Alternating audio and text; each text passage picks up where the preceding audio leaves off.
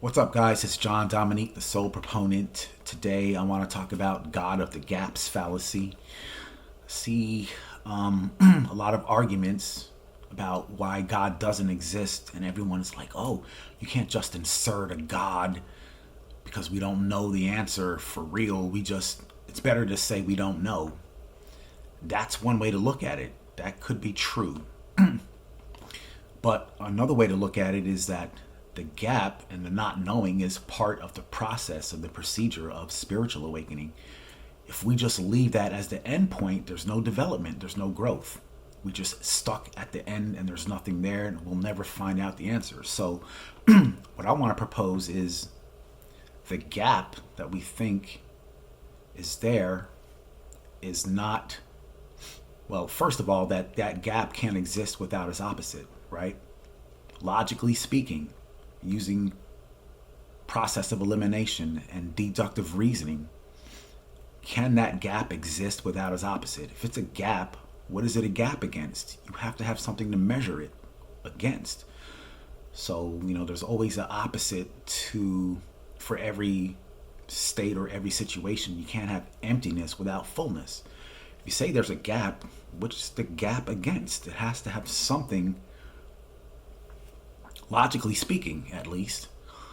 Now, people try to say, oh, that's infinite regress. We think, infinite regress, you'll never find the answer. Well, maybe that infinite regress shows us that this is something we can't know with the mind, right? It's a mystery.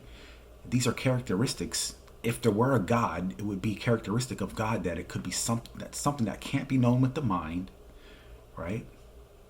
And it would defy logic and reasoning. And if you look at it closely and deeply, this is exactly what we have here. This fallacy, quote unquote fallacy. So that's one way to see it. Now, I'm not saying that this is evidence. What I'm saying is that this is a clue, this is a hint to show us something. But again, it depends on how you interpret it and how far you're going to take that interpretation. It's easy to just sit back and say, oh, we don't know, and then just leave that as an end point and that's it. But we need to develop. So here's the trick to this is that people think that, finding God, the path to find God is a matter of knowing and acquiring information. What I'm going to propose is that maybe it's the reverse. It's the opposite. It's a matter of uncovering, revealing, unveiling. It's not a matter of gathering and getting something. It's a matter of giving, letting go,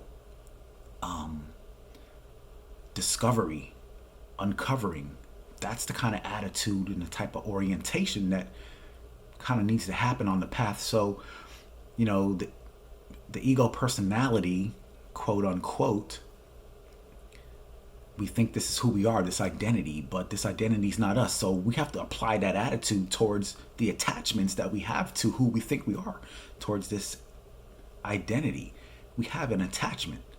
We want to hold on to it. We don't want to uncover. We don't want to let go. We don't want to reveal. We don't want to go deeper into it because it's going to cause a loss of ground, a loss of foundation. We're going to feel disoriented. There's going to be no support.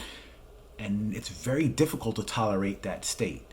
But I'm going to propose that if you go deeply into that state and keep going deeper as a lifelong practice, there comes a point where that type of practice becomes a lifestyle, and that's the path that nobody really wants to walk because it's too difficult. People would rather just say, I don't know, because that's the easier way to go. It's more convenient. But I'm going to propose, don't stay stuck in that state of I don't know. If you're there and you're stuck, don't try to resist that. So the path is non-attachment. So you practice non-attachment, and then you practice the practice of non-attachment towards the practice of non-attachment. That gap, that emptiness is part of the process. We have to go through it, not avoid it by saying, I don't know. All right. So that's my proposal. So, the God of the gaps fallacy, yeah, there's one way to interpret it.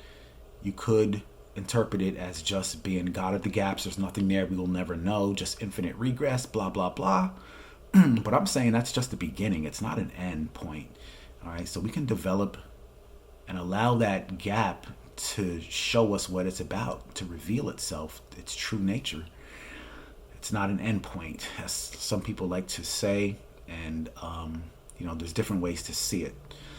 So I hope that's helpful. Y'all let me know what you think. Leave comments, suggestions, questions.